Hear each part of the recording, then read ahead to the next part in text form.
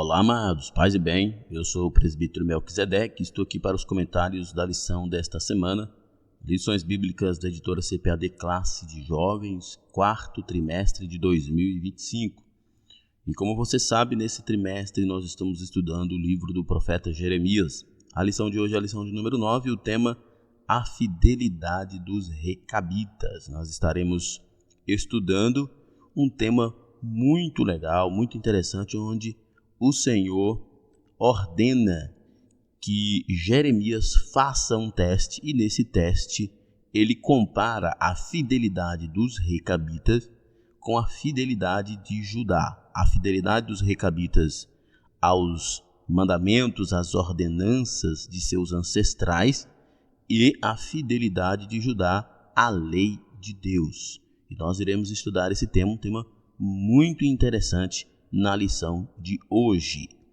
Lembrando, meus irmãos, que você que gosta de ministrar com slides na sua igreja, seja então um assinante da bdemfoco.com, porque você sendo um assinante da bdemfoco.com, você tem slides da revista CPAD 100% baseado na revista, com imagens de qualidade prontos para serem usados. E esses slides são editáveis, o que facilita a preparação da sua aula. O conteúdo dessa assinatura contém slides das lições de adultos, slide das lições de jovens, mais bônus, slides de escatologia, slides de discipulado, sermões em PDF, curso básico de teologia e cursos diversos, incluindo cursos de capacitação para professores da EBD. Nós temos experiência na produção de slides e subsídios da revista CPAD desde 2016, e já fizemos mais de 750 slides. E você pode baixar todos eles aqui, na plataforma ebdemfoco.com. Basta você se tornar um assinante do ebdemfoco.com. Acesse o site www.ebdemfoco.com para mais informações. Ou, se você preferir, pode entrar em contato com a nossa equipe pelo nosso WhatsApp, 94 é o DDD 98409 2869. Muito bem, vamos então para o nosso comentário, e o texto principal da nossa lição se encontra em Filipenses capítulo 2, verso 15, que diz: para que sejais irrepreensíveis e sinceros filhos de Deus, inculpáveis no meio de uma geração corrompida e perversa, entre a qual resplandeceis como astros no mundo. Filipenses 2 e 15. Essa é a ordenança de Deus para os seus filhos. Essa era a ordenança de Deus para Judá, mas quem cumpria esta verdade, quem vivia esta verdade, era na verdade os recabitas. Olha só o que o texto diz, para que vocês sejais irrepreensíveis e sinceros filhos de Deus, inculpáveis no meio de uma geração corrompida e perversa, entre a qual resplandece como astros no mundo. Ou seja, a ordenança do texto é para que nós sejamos diferentes, para que nós sejamos fiéis aos mandamentos de Deus, para que nós sejamos diferentes do mundo. E fazendo uma correlação com a lição de hoje, aqui os recabitas eram leais, eram fiéis às ordenanças de seus ancestrais, enquanto que Judá não era minimamente leal ao que Deus ordenava. O resumo da lição nos diz: Deus usou os recabitas como exemplo de fidelidade aos seus princípios para advertir Judá. Enquanto que os recabitas eram há tantos anos, há pelo menos 2 séculos, eles eram leais, fiéis, absolutos às ordenanças humanas e de homens que já haviam morrido. Judá não obedecia a Deus, o Deus Todo-Poderoso. Olha só que distanciamento nós vemos entre essas duas realidades. Enquanto um grupo de pessoas há mais de séculos são leais a ensinamentos meramente humanos, o povo de Deus era infiel aos mandamentos do eterno Deus. Nós devemos olhar para o exemplo dos recabitas e fazermos uma profunda reflexão sobre a nossa fidelidade a Deus. O texto bíblico da lição se encontra em Jeremias capítulo 35. Aqui na revista, a ideia de leitura é do verso 1 até o verso 14, mas é óbvio que você vai ler todo o capítulo 35 de Jeremias para compreender profundamente essa história dos recabitas. Vamos para a nossa introdução. O Senhor ordenou que Jeremias tomasse os recabitas como exemplo de fidelidade para contrastar com a infidelidade e a dureza do coração de Judá. O objetivo divino era despertar o seu povo para que se arrependesse. Deus ordena a Jeremias que pegue o exemplo de fidelidade dos recabitas e faça um contraste com o povo de Judá, para mostrar o quanto que o povo de Judá era infiel. A ideia não é só mostrar a infidelidade, mas é também constranger para que esse constrangimento produza despertamento e o povo viesse ao arrependimento. O desejo de Deus é que o povo se arrependa. Por isso, Paulo escreve, por exemplo, em 2 Coríntios, que o amor de Cristo nos constrange. Ou seja, quando nós olhamos para a expressão de amor de Cristo, isso deve nos constranger a ser fiel. Isso nos deve constranger a amar também. Porque Deus nos amou em Cristo de um modo sobrenatural e extraordinário, tão profundo, que quando nós olhamos, observamos esse amor, nós devemos nos sentir envergonhados, constrangidos e nos arrepender dos nossos pecados, amar a Deus mais profundamente e também amar o próximo. Na lição desta semana, vamos estudar a respeito da necessidade de o crente manter-se santo e fiel a Deus em um mundo caído, partindo do exemplo dos recabitas, como nós falamos agora há pouco.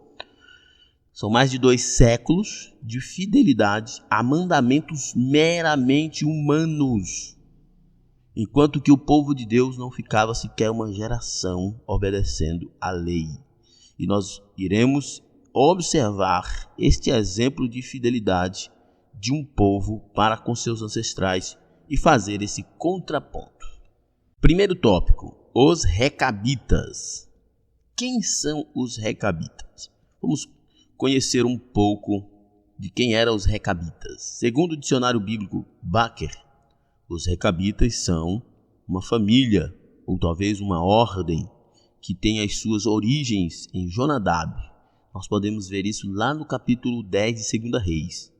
Um filho queneu ou descendente de Recabe. Podemos ver isso também em 2 Crônicas 2:55, cujos integrantes são zelosos pelo Senhor.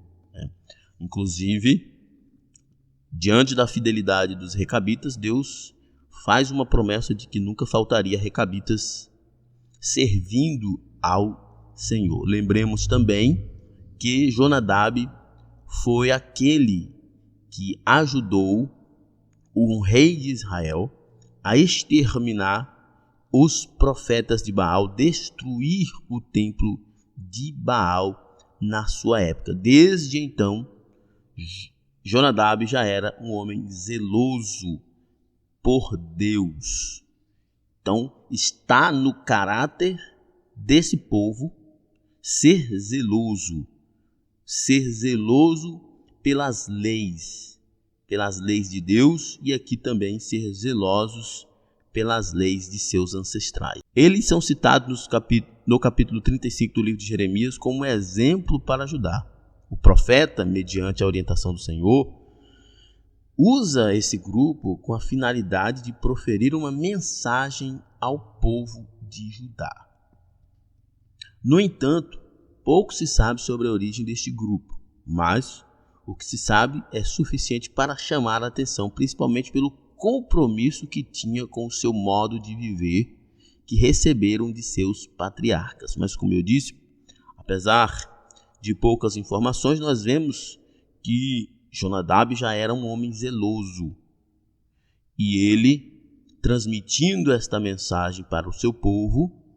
Esse povo transmitiu para as suas próximas gerações e, como era um povo de um caráter comprometido, demonstrou comprometimento com essa ordem e eles assim continuaram fiéis às ordenanças de seus ancestrais. E aqui é importante nós refletirmos porque as pessoas são fiéis a partir de seu caráter, a partir de um povo que se dedica à fidelidade por caráter. Olha só, são mandamentos humanos, são mandamentos meramente humanos, mas eles se dedicam a essa fidelidade. Mas o povo de Deus é infiel a Deus. É também uma questão de caráter, de decisão, de tomar a decisão. Quando você escolhe mudar, você muda. Quando você não muda, é porque você escolhe não mudar. As pessoas tendem a colocar a culpa, a responsabilidade em outros, em outras coisas, pelas suas mazelas. Mas, na verdade, a falta de compromisso que a maioria de nós temos com Deus, com as coisas de Deus, é o nosso caráter que não foi transformado. É que porque nós não conhecemos verdadeiramente a Deus. É porque nós não temos uma disposição para ser fiel. Nós precisamos assumir a responsabilidade de quanto nós somos infiéis a Deus. Como viviam os recabitas? Eles levavam uma vida simples e isso se deu porque Recabe, seu líder fundador, estabeleceu limites com a intenção de protegê-los da imoralidade. Eles habitavam em tendas e viviam como peregrinos, andando pela terra. Daí porque não construíam, não plantavam e nem cultivavam vinhas. Eles eram nômades. Eles viviam debaixo destas ordenanças, né? Ou como diz o texto aqui, desses limites, que era uma forma que Recabe entendia de preservar o povo da mundanidade, preservar o povo da imoralidade e de toda sorte de impureza. Eles não edificavam casas porque eles não queriam se prender ao materialismo. Eles não plantavam vinhas porque eles não podiam beber vinho, porque o beber o vinho está associado a coisas boas, mas também está associado a coisas ruins. O vinho em Israel é contextual. Muitas vezes o vinho está associado a momentos de alegria, mas também o exagero no vinho está diretamente associado à vergonha, a constrangimento, a humilhação, a desprezo, a imoralidade e a uma série de outras atitudes perversas que Deus reprova. E levando em consideração todos esses perigos, Recabe então estabelece que os recabitas não beberiam vinho. Por isso eles não plantavam vinha. Eles viviam do que a terra produzia, do gado. Eles eram nômades. Eles não plantavam, eles plantavam vinho, eles não tinham casas fixas. Tudo para evitar que eles pudessem encher o coração de orgulho, de ganância, de avareza. Porque a Bíblia diz que aonde está o seu tesouro está o seu coração. Ela não diz que onde está o seu coração está o seu tesouro. Ela diz que onde está o seu tesouro está o seu coração. Então, por mais que nós vivamos num tempo em que ter casa, ter bens é muito bom, mas o exemplo dos recabitas é um exemplo que deve ser levado em consideração. Não estou dizendo levado em consideração a extremos, mas levado em consideração. Tem gente que não tem condições de ter as coisas, porque eles se perdem, porque eles viram as costas para Deus. Isso é fato. Então, Recabe, pensando, analisando e percebendo a fragilidade, ele dá essa ordem para que o povo vivesse de forma mais simples, de forma mais limitada. especialmente para impedi-los de se tornarem pessoas profundamente profanas. A maneira de viver deles era fruto de uma decisão pessoal a partir de seu líder. Não era uma exigência de Deus, já que o seu povo recebeu promessas de que na terra prometida teriam casas bem construídas, plantações em abundância, bens dos mais diversos e fartura de alimento. Primeiro, esse é um ponto que eu acho importante, que o professor pode discutir com seus alunos, é que a decisão deles é, primeiro, uma decisão pessoal. Cada um toma a decisão individualmente de ser fiel ao mandamento de seu ancestral. A responsabilidade é pessoal. Cada um assume a sua responsabilidade. Nós temos que parar com essa mania absurda de tentar justificar as nossas quedas. Tentar justificar as nossas falhas e muitas vezes colocando culpas nas circunstâncias e culpa em outras pessoas. Porque estar de pé, muitas vezes, é uma decisão pessoal. Tomar uma decisão é algo pessoal. Você decide tomar essa decisão. Isso é responsabilidade. Quando uma pessoa coloca culpa demais nas circunstâncias ou em outros pelo seu fracasso, isso é falta de responsabilidade. Os recabitas eram profundamente pessoas responsáveis. Eles assumiam essa posição do que eles estavam fazendo, era algo pessoal, era uma decisão pessoal. Era responsabilidade pessoal. Ninguém colocava culpa em ninguém, ninguém reclamava de ninguém. A responsabilidade era pessoal. E em segundo lugar, era uma ordenança humana. Não era uma ordenança divina. Como diz o comentarista aqui no segundo slide, na terra havia uma promessa: vocês terão casas, vocês terão vinhas, vocês terão plantações de todo tipo de coisa. Vocês terão abundância, vocês poderão construir seus lares, suas casas. Vocês não viverão nômades, vocês não viverão peregrinos como no deserto. Vocês terão casas, poderão ter casas boas. Foi promessa. Mas os recabitas decidiram viver uma ordenança meramente humana e ser fiel a ela. E é aqui que está o ponto central dessa discussão. Os recabitas conseguiam ser fiéis a uma ordenança humana, enquanto os judeus não conseguiam minimamente ser fiel à lei do eterno, à lei de Deus. Olha a diferença entre uma ordenança humana para a lei de Deus. Mas os recabitas eram fiéis às leis humanas de seus ancestrais. Mas Judá era infiel ao eterno, ao Deus do céu, que tanto fazia por eles. A vida dos recabitas se assemelha, em certa medida, com a vida dos nazireus, pois também viviam em abstinência de vinho e com hábitos que os distinguiam da maioria das pessoas. Esse é um valor extraordinário dos recabitas, se distinguir da maioria. Hoje, no mundo que nós vivemos, a filosofia, a sociologia, a psicologia modernas tentam impregnar na mente das pessoas que nós precisamos fazer parte de uma tribo, que nós precisamos, o máximo possível, nos assemelhar com os demais. Mas não, os recabitas era justamente o contrário. Eles entendiam que era virtuoso se distinguir dos demais. Até porque o contexto era de que os demais eram profanos, eram vazios, eram pessoas rebeldes, imorais.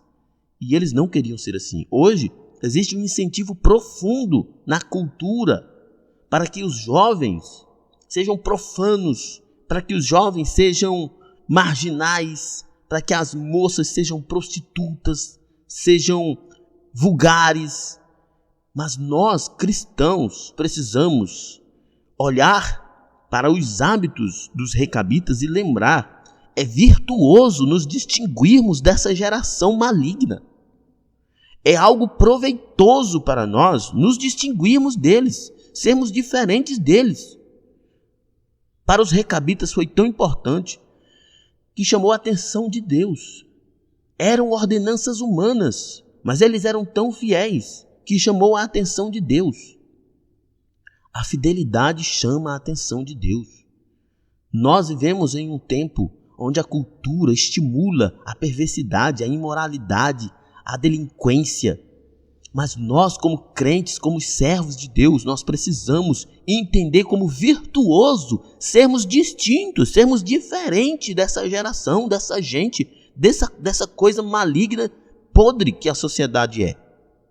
Nós precisamos entender que sermos diferente desse povo, dessa geração, é virtuoso, agrada a Deus. E devemos fazer isso com alegria, com afinco, com dedicação, porque é virtuoso, agrada a Deus. Os recabitas e seus valores. A identificação dos valores dos recabitas passa, em primeiro lugar, por relembrar ordenadamente aquilo que eles abriram mão, em cumprimento à ordem de seu líder fundador. Já sabemos que os recabitas não bebiam vinho, não construíam casa e não plantavam vinhos. Deus não exigiu que este grupo vivesse dessa forma. Essa atitude parece já exagerada e sem propósito. Contudo, no que se refere a não beber vinho, essa comunidade estava obedecendo à voz do seu líder, em uma orientação de sabedoria a que não desonrava a Deus. Quanto a não construir casas, eles demonstraram desapego às coisas transitórias desta vida. Já falamos sobre isso, especialmente sobre a questão do vinho. Eles entendiam que viver como todo mundo, seguir a boiada como todo mundo, como eu acabei de falar, hoje a cultura tenta nos impor que nós precisamos ser iguais a todo mundo, enquanto que os recabitas entendiam que ser diferente era virtuoso. Nós precisamos olhar para essa geração, olhar para o mundo e entender com os recabitas que ser diferente é virtuoso. Não é estranho, é ser virtuoso. Porque o mundo é um mundo que jaz no maligno. Nós precisamos entender isso. A cultura do mundo é uma cultura maligna, perversa, demoníaca, imoral, profana. E nós sermos diferentes disso é virtuoso. Inquestionavelmente, essas atitudes estiveram pautadas em valores que fundamentavam a vida dos recabitas, tais como obediência, limites a serem observados, vida separada, prevenir-se para não agir imoralmente e não cair na idolatria. Obediência. Eles obedeciam a ordens, eles obedeciam os mandamentos de seus líderes. Limites. O que é importante? Muitas vezes a gente pensa que limites é porque Deus é muito duro, é muito exigente.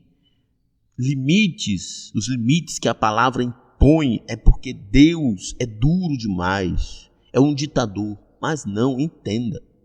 Entenda o contexto da vida. O contexto da vida de obediência e limites a serem observados dos recabitas era vida separada, porque não é virtuoso ser igual a todo mundo. Especialmente na cultura dominante, eles eram minoria. A cultura dominante era dos pagãos e a de Judá. Eles eram minoria em meio a este povo. E eles entendiam que ser obedientes ao seu líder, ao seu ancestral, era ser diferente da massa, da geração corrompida. Era ser separado desse povo, era virtude. Os limites a serem observados para eles não era punição, era prevenção. Os limites era para que eles não entrassem na imoralidade, não caíssem na idolatria. Quando nós olhamos as leis de Deus, a nossa carne tende a pensar em algo que é muito rígido, que tira a liberdade, que é ditatorial. Mas não. Quando a palavra de Deus nos manda afastar de certas coisas, abandonar certas coisas, essa obediência, essa observação, esses limites, é para nos separar do mundo que será condenado. É para prevenir que nós caiamos na imoralidade, na idolatria. Nós caiamos no laço do inimigo. Nós precisamos entender isso. Entender como os recabitas entenderam. que ser diferente dessa geração é virtuoso. Estes valores contribuíram para que Jeremias tomasse esta comunidade como exemplo de fidelidade e de advertência a Judá. E serve para nós também. Lembre-se, os recabitas não se apegavam a propriedades. Mais uma vez, o texto não está dizendo que nós precisamos viver como nômades. Não é isso. Porque é o princípio que vale.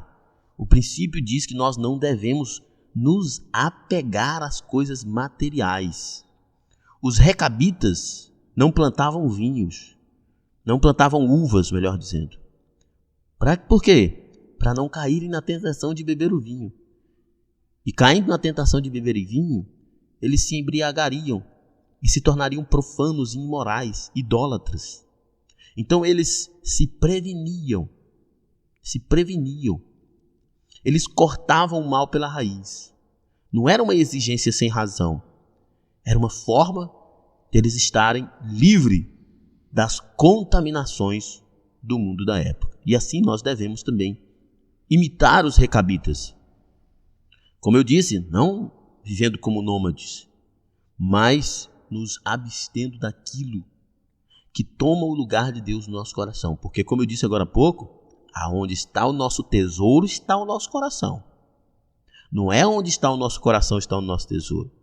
É onde está o nosso tesouro, está o nosso coração. Se o nosso tesouro for os bens materiais, lá estará o nosso coração. Se o nosso tesouro for Deus, lá estará o nosso coração.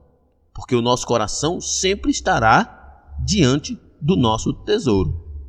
Nós, invariavelmente, nos prostraremos diante daquilo que nós entendemos como mais importante.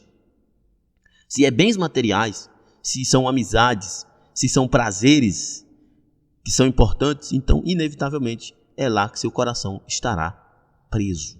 Segundo tópico, Jeremias e os recabitas. Compreendendo o texto. Em obediência à ordem divina, Jeremias levou os da casa dos recabitas à casa do Senhor, à câmara dos filhos de Hanã. Jeremias 35, de 1 a 4. Sobre Ramã, a mesma referência bíblica informa que Gigdalias foi o seu pai, além de dizer que ele foi homem de Deus, o que aponta para a possibilidade de ele ter sido um profeta e que a sua câmara ficava junto à câmara dos príncipes, o que se leva a crer ter sido ele uma pessoa de grande influência e que respeitava o ministério de Jeremias. Jeremias, no momento em que ele desenvolve seu ministério, ele geralmente está só, né?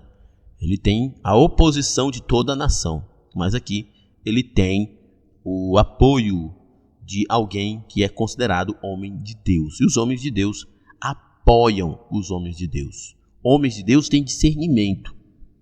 Homens e mulheres de Deus têm discernimento e entendem aquilo que é de Deus e aquilo que não é de Deus. Enquanto que os profetas e sacerdotes da época de Jeremias estavam todos enganados, parece que nós vemos aqui que Hanã era alguém que temia a Deus e que era dirigido por Deus. Frente à proposta do profeta para que eles tomassem vinho, os recabitas não só rejeitaram, como reafirmaram o compromisso. Isso aqui é muito grandioso, é muito maravilhoso. Jeremias chama eles ali na câmara, coloca eles sentados à mesa, enchem os cálices de vinho e oferecem eles vinho. Primeiro passo, rejeição. Eles rejeitam.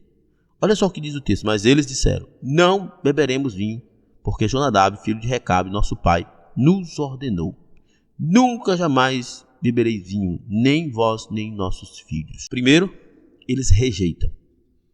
Segundo, eles reafirmam o compromisso.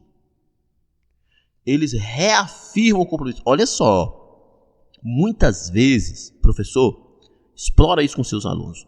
Muitas vezes, é muito importante rejeitar as ofertas do mundo. Isso é importante. Nós, como cristãos, devemos rejeitar as ofertas deste mundo. Mas muitas vezes, rejeitar apenas não é suficiente. É preciso reafirmar o compromisso de rejeitar.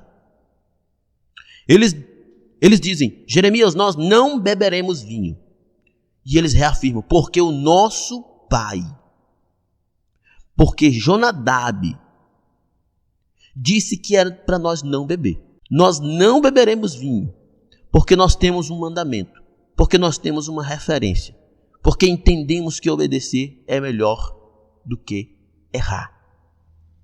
Eles dizem porque não vão beber e reafirmam o porquê não vão beber. Eles dizem que não vão beber o vinho e reafirmam que não vão beber o vinho. Muitas vezes nós precisamos rejeitar as coisas e reafirmar como uma forma de exaltar, de dar glória a quem nos deu essa ordenança. Quando eles rejeitam, eles mostram que eles são pessoas determinadas.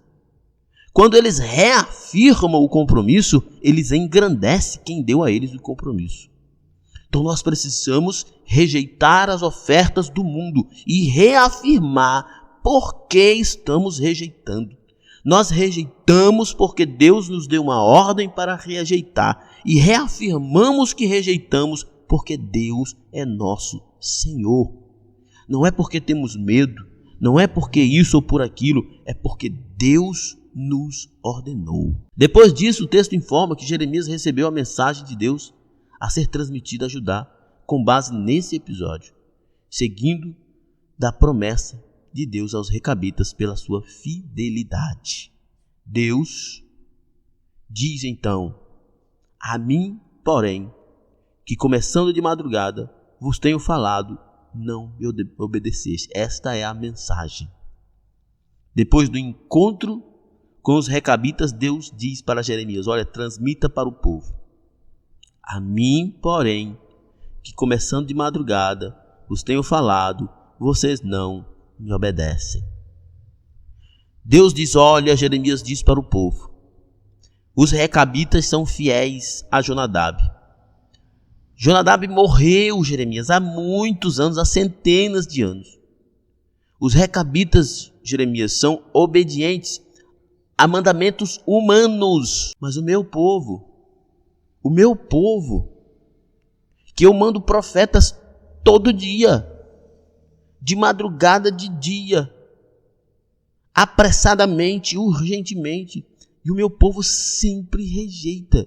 Além de transmitir a mensagem, a partir da conduta, da comparação dos recabitas com o povo de Judá, Deus ainda faz uma promessa aos recabitas de que sempre haveria homens de Jonadab servindo ao Senhor. O exemplo dos recabitas. O exemplo dos recabitas é mais um ato simbólico do ministério de Jeremias e naturalmente possui alguns elementos que, além de importantes, são também muito bem empregados no texto bíblico. Isso porque o livro do profeta Jeremias tem muito essa didática de comparar. Tem a visão dos cestos, tem a parábola do cinto, né? A ação ali do cinto, tem agora a ação com os recabitas, tem do vaso, dos dois vasos, né? O vaso que é quebrado e consertado, o vaso que é jogado fora, e assim por diante. O texto de Jeremias é riquíssimo nessas fábulas, parábolas e comparações. No entanto, mais importante que o seu aspecto literário é identificar a motivação e o propósito de Deus e, consequentemente, do profeta, já que ele estava sob sua ordem, né? O mais importante do que a estrutura literária, né, os métodos literários, que é muito legal, né? Quem estuda percebe que é muito legal. Quando você lê o livro de Jeremias, você fica encantado com esses métodos, mas é principalmente identificar a motivação de Deus e o propósito de Deus em fazer. Todas as vezes que Deus usava Jeremias nesses formatos, ele estava deixando bem claro uma mensagem. Do vaso, lá em Jeremias 18, ele diz, eu sou soberano para fazer com Israel como o oleiro faz com o vaso. Quebrar, fazer de novo e fazer segundo a minha vontade. O linho, o cinto de linho que Jeremias compra, depois enterra e depois desenterra e o linho está apodrecido, ele fala do caráter, do orgulho de Judá, os 2 cestos de figo bom e figo ruim, ele fala dos os figos bons, os que já tinham ido para a Babilônia, e os figos ruins, os que tinham ficado, que não se arrependiam, e assim por diante. São muitas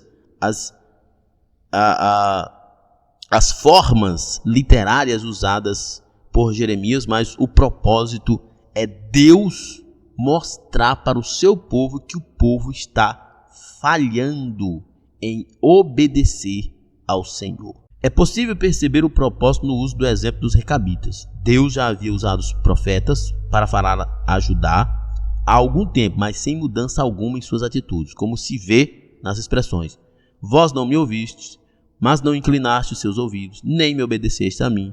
Mas este povo não me obedeceu, pois lhes tenho falado e não ouviram, e clamei a eles e não responderam.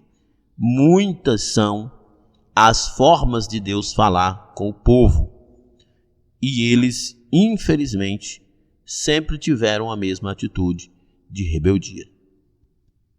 Deus também mostrou a fidelidade dos recabitas em contrastes à indiferença de Judá diante da sua palavra, com o propósito de ativar a consciência do seu povo sobre a promessa de não o tirar de sua terra. Esse aqui é um ponto sensacional. Deus mostra a fidelidade do povo a um mandamento meramente humano, em contraste à infidelidade, à indiferença do povo de Deus à palavra eterna de Deus. Era, como eu falei no início, era para Judá se prostrar constrangido, envergonhado. Mas, como você sabe que toda essa pregação, essa profecia de Jeremias é pré-exílio babilônico, e aconteceu o exílio babilônico, então você já pode imaginar que eles não deram ouvido ao Senhor, ao profeta, e finalmente foram levados para o cativeiro, como prova da desobediência, da obstinação e rebeldia do povo de Judá. A mensagem. Ao ressaltar a fidelidade dos recabitas, Jeremias acentuou a desobediência do povo de Judá. Ali estava, diante de todo o povo, um exemplo vivo da fidelidade de um grupo a ordens de seu líder, a ordens humanas. O seu líder era um homem que já havia morrido. As ordenanças são de um homem que já havia morrido há cerca de 2 séculos, contrastando com a infidelidade de um povo frente ao Deus vivo todo-poderoso. Isso aqui é a tônica dessa lição. Os recabitas são fiéis às ordens de um homem, a ordenanças humanas, meramente humanas, há mais de 2 séculos, enquanto que o povo de Deus é terrivelmente infiel ao Deus vivo todo-poderoso. Parece que nós temos mais disposição, irmãos, para obedecer a homens do que a Deus. Parece que os nossos corações estão tão contaminados por esse mundo, por as coisas desse mundo, que fazer a vontade de Deus é um peso maior do que fazer a vontade dos homens. Olha só, você faz o que seu patrão manda, você faz o que o professor manda, você faz o que o seu amigo pede, mas você não faz o que Deus ordena. É mais fácil obedecer aos homens do que a Deus nessa geração. Parece que não era só essa geração, né? Geração dos recabitas também. É a nossa natureza caída, perversa, e nós temos que ter essa compreensão, que precisamos lutar contra essas tendências da nossa natureza, de fazer a vontade do homem e não a de Deus. Enquanto os recabitas guardavam com diligência uma tradição humana, meramente humana, o povo de Judá desprezava a lei do eterno, a lei de Deus. Meu Deus, que coisa maluca, que coisa louca. Os recabitas eram profundamente fiéis há mais de 200 anos a uma tradição humana, enquanto que o povo de Deus violava e desprezavam diariamente a lei do eterno. Portanto, meus irmãos, a mensagem é a de arrependimento, não destoando das demais que já haviam transmitido. e nem das que ainda transmitiriam. Arrependam-se, porque está errado alguém dedicar mais tempo às coisas do mundo, ser mais fiel às coisas do mundo, às coisas transitórias, às coisas materiais, do que a Deus. Está errado. Nós não estamos dizendo que os recabitas estavam errados. O problema não são os recabitas, o problema era Judá. O problema somos nós, que somos mais fiéis a homens do que a Deus. Estamos muito mais propensos a fazer a vontade dos homens do que a de Deus. Esse é o ponto. Essa é a grande comparação. Os homens estão sempre mais propensos a fazer a vontade do homem do que a vontade de Deus. Mas isso está errado. A expressão convertei-vos aponta para o conteúdo. O conteúdo da mensagem era de arrependimento. Arrependam-se. Enquanto que a expressão madrugando indica a urgência, era necessário arrependimento urgente. Era necessário seriedade ao que Deus estava falando. Deus estava clamando ao povo por um arrependimento urgente para que eles não fossem condenados ao cativeiro, mas eles insistentemente desobedeceram a Deus. E o resultado foi exatamente o cativeiro. Sendo assim, o tema central neste ato simbólico, a partir do exemplo dos recabitas, é a infidelidade de Judá e o seu chamado ao arrependimento. Primeiro, Deus mostra o quanto o povo é infiel, mas por um ato de misericórdia, Deus clama ao povo ao arrependimento. Deus é misericordioso. É por isso que hoje em dia as igrejas, as pessoas estão vivendo a síndrome da plateia. E é por isso que muita gente vive numa vida espiritual medíocre, miserável.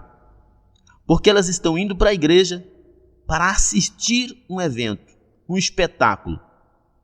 Elas não estão indo lá para serem confrontadas, como foi o caso da mensagem de Deus através de Jeremias, através da comparação dos recabitas. Era uma mensagem de confrontamento, Deus dizendo para os judeus: vocês estão olhando para os recabitas, eles são fiéis aos seus antepassados, eles são fiéis a ordenanças meramente humanas de homens que já morreram há 200 anos. Mas vocês são profundamente infiéis a mim. Mas eu estou chamando vocês ao arrependimento. Deus é misericordioso. Ele exorta e chama ao arrependimento para que sejamos salvos. As pessoas não estão indo mais na igreja para serem exortadas, confrontadas por seus pecados, para que se arrependam. Elas querem ir lá assistir um espetáculo, elas querem ir lá ter o seu ego afagado.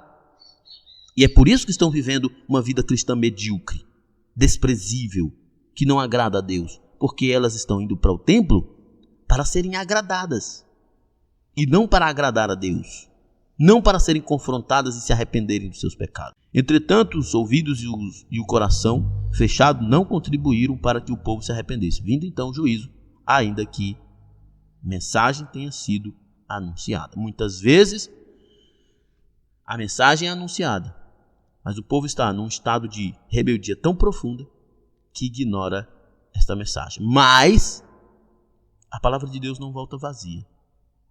Se o povo rejeita, o juízo vem. Terceiro tópico, um chamado à santidade. O que é santidade? Santidade é aquilo que é próprio do que é santo.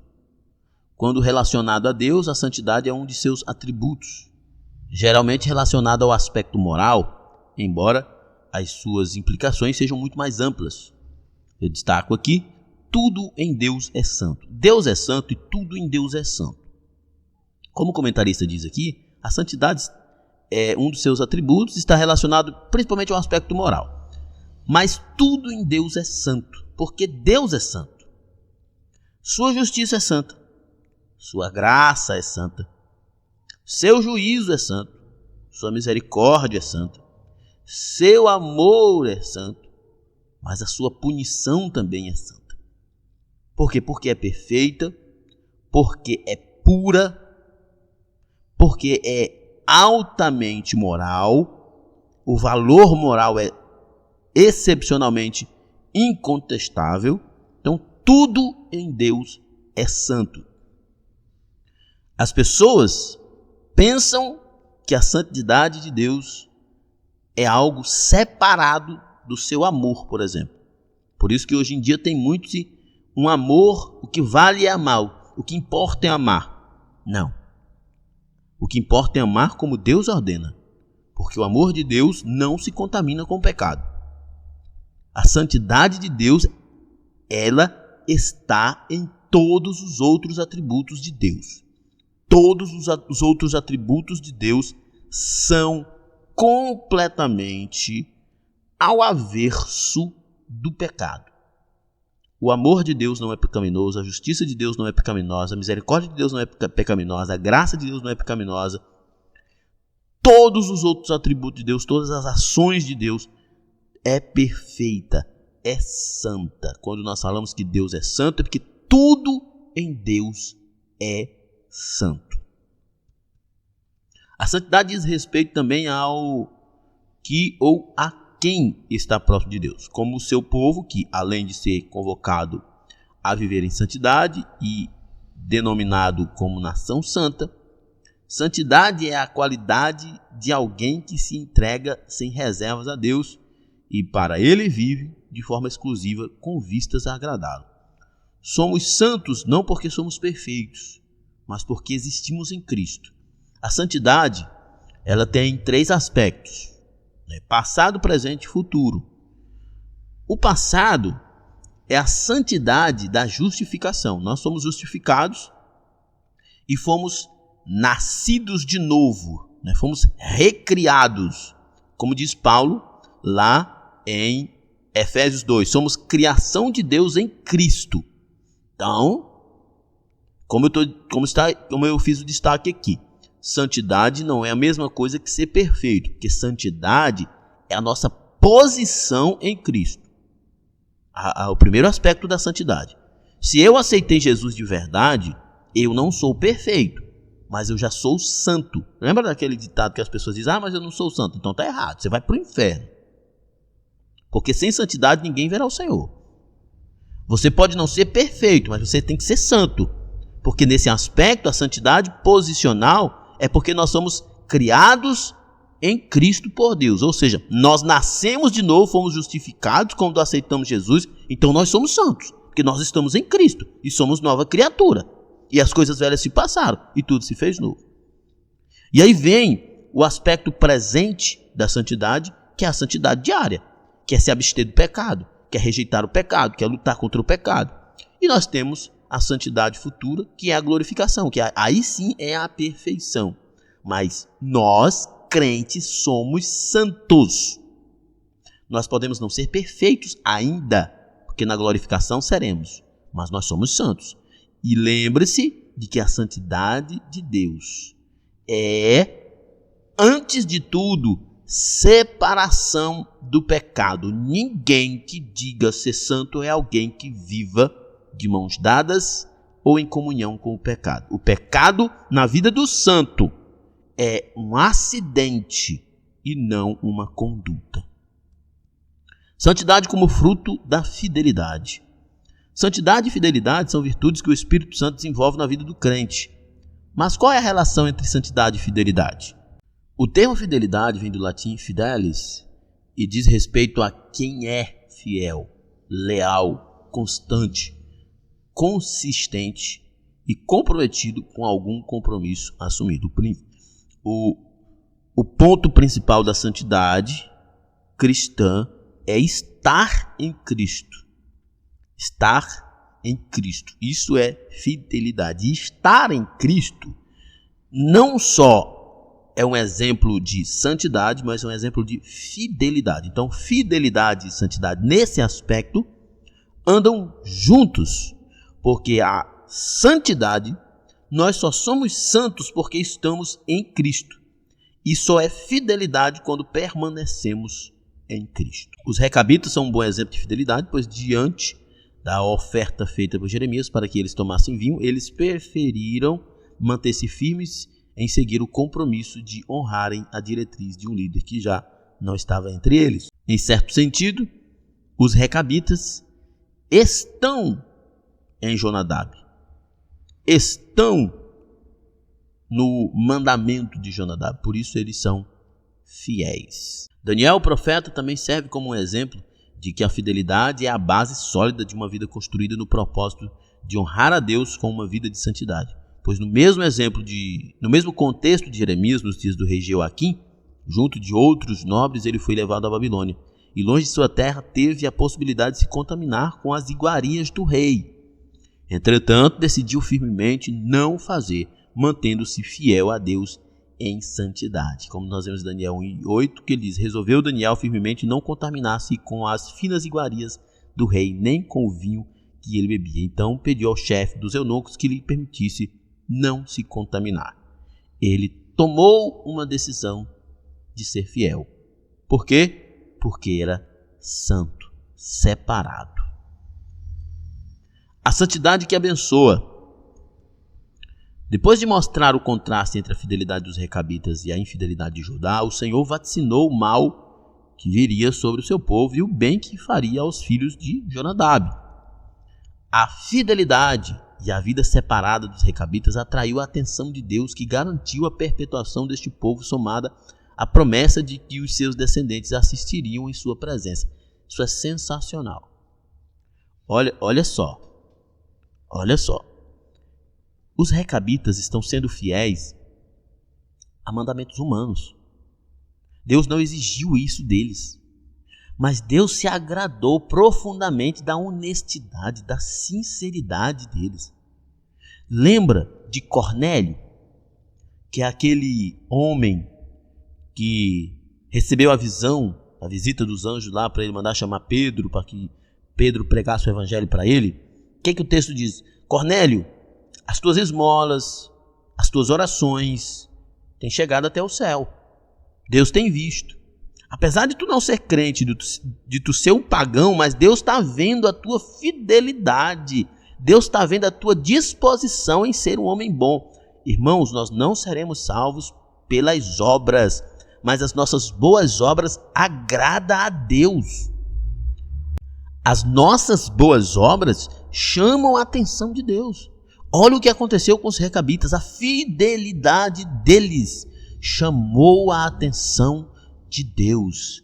Eles deixaram bem claro que eram fiéis e continuariam fiéis, e ainda reafirmaram o porquê eram fiéis. E Deus os abençoou. Eles não estavam sendo fiéis a um mandamento divino. Apesar do que o que eles estavam fazendo não contrariava nenhuma ordenança divina. Então isso é um valor importante. Mas eles estão dedicados a servir aos mandamentos de homem. Mas eles eram tão leais, tão fiéis, tão dedicados, que Deus se agradou. Nós não seremos salvos pelas nossas obras, mas as nossas boas obras agradam a Deus.